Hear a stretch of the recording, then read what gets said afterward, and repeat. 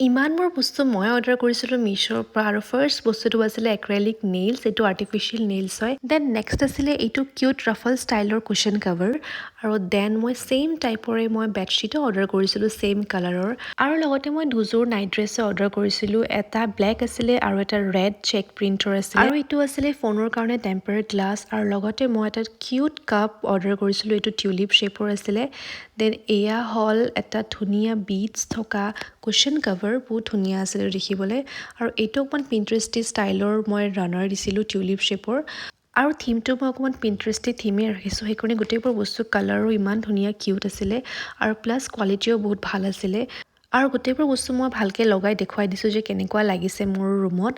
and the best part is গোটেইবোৰ বস্তুৰ price ইমান কম আছিলে আৰু লগতে কোৱালিটিও বহুত ভাল আছিলে আৰু যদি আপোনালোকক বস্তুবোৰৰ লিংক লাগে আপোনালোকে মোক কমেণ্ট কৰিব মই লিংক পঠিয়াই দিম আৰু লাষ্টত মই নাইট ড্ৰেছো পিন্ধি ট্ৰাই কৰি চালোঁ আৰু এনেকুৱা ধৰণৰ ভিডিঅ' চাবলৈ মোক ফ'ল' কৰিবলৈ নাপাহৰিব see you on my next